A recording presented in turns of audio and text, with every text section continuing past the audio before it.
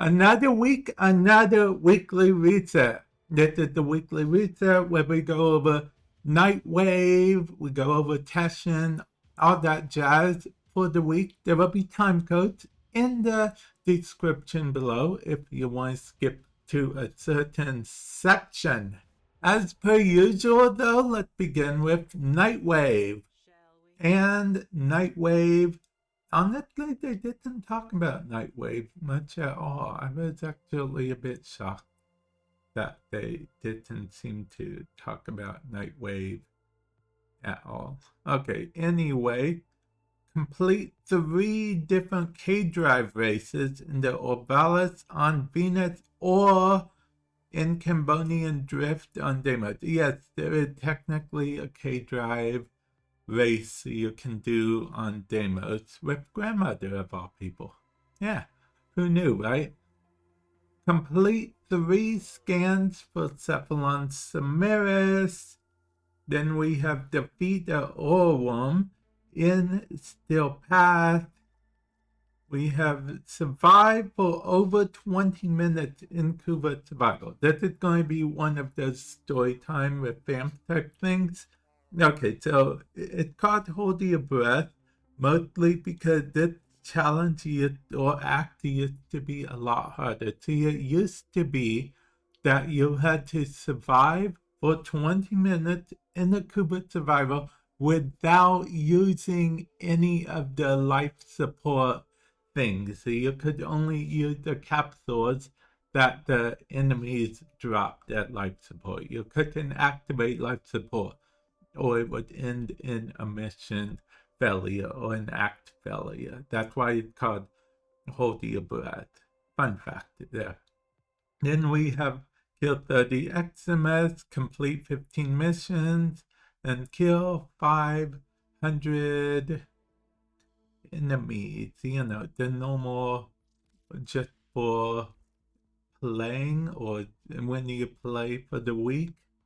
And then, of course, we have these. I like hovering over them so you guys can actually see them and whatnot. There's not really much worth getting here this time. Unless you like Ricotta, then maybe there's a lot. Actually, some of these mods do actually help things quite a bit.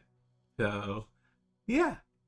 And then we have alternate helmets and alternate weapon skins. Oh, and this is a scroll.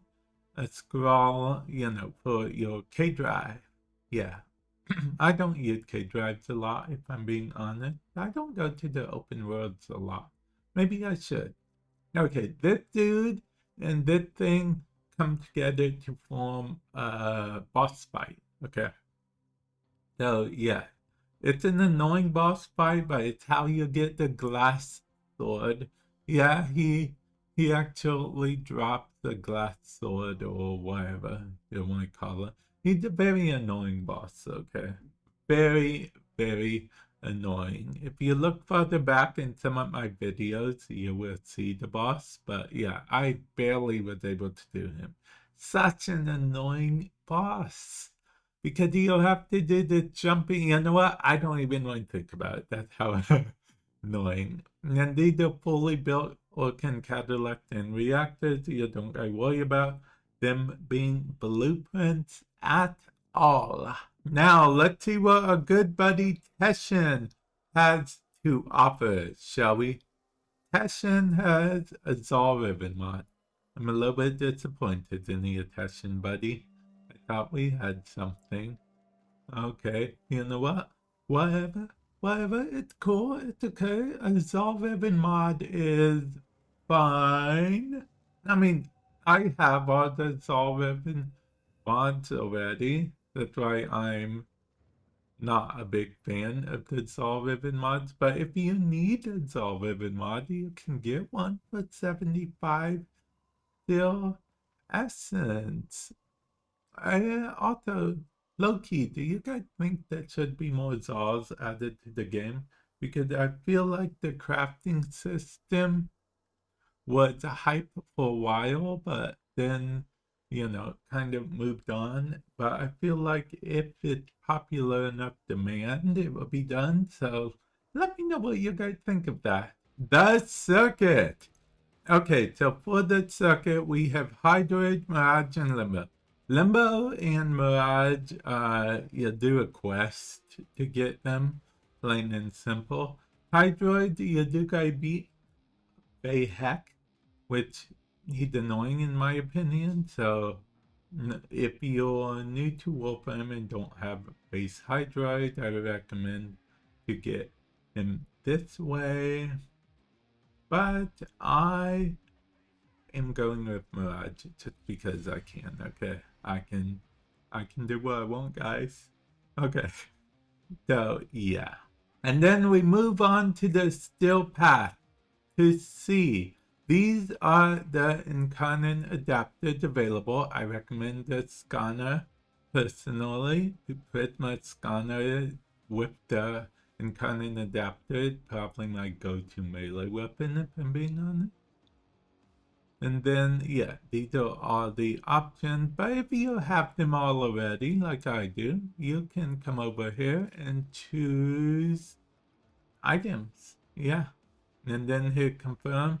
I like having the choice ready for if I decide to in the future because, it might not, but it might. It's always good to have the option open to you. Am I right or am I right? Archon Hunt. This week, this is the Archon.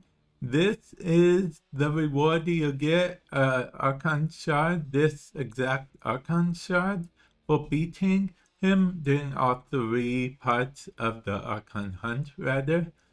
But there's a chance, and that's what the percentage is, that it will be a Talford Archon Shard, with Talford Archon Shards are just a bit more powerful than the normal variant. So that's something to consider with that. So like I said, you do get for completing all three parts of the Archon Hunt, which this week are Extermination, Disruption, and Showdown.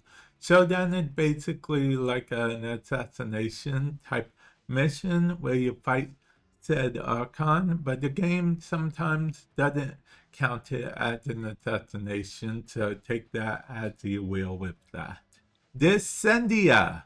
I'm going to hover over these rewards rather, but basically Descendia is Warframe's version of the climb the tower type things, the climb the tower type games.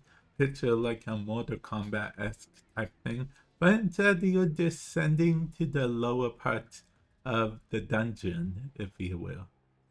And this is the big reward for that. But wait, there's more.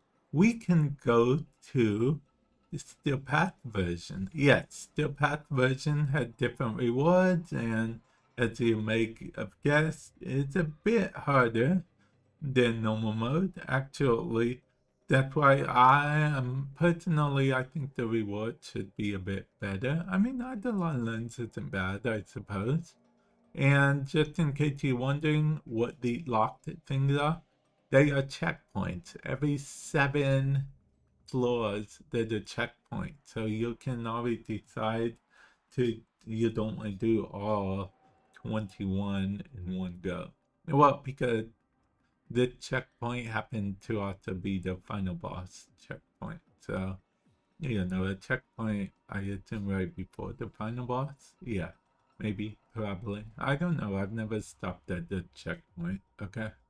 Okay, so we are at the Sanctum. And of course, we can't visit the Sanctum without visiting Bird 3, which happened to have an Archon chart.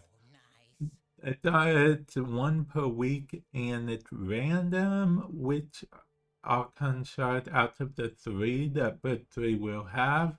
You'll need to be max rank as well as have 30,000 standing in order to buy it. Not only have, but it will cost 30,000 standing in order for you to get it. Like I said, it's 1 per customer per week. So keep that in mind.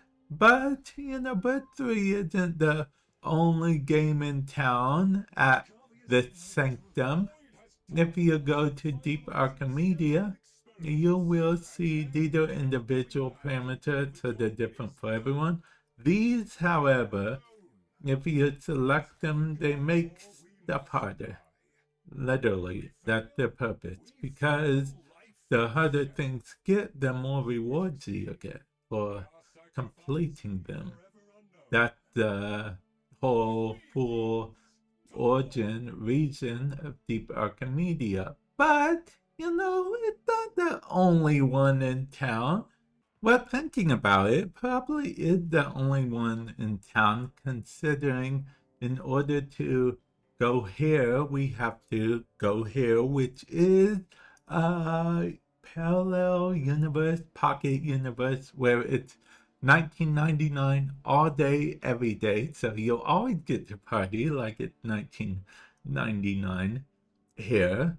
And then we'll go to Kaya, which will introduce us to the world of Temporal Archimedea. So yeah, Temporal Archimedea, basically same type of thing. Make stuff harder so you can get better rewards. There's even a sticker element to the thing. Yeah, he likes stickers. She has a bunch of stickers on her regularly. Yeah, she just enjoys stickers. They're like tattoos for the soul type thing. Okay, well, anyway, I'm going to end it off here. Hopefully you guys found it helpful. And with that said, I will catch you guys in the future. Later.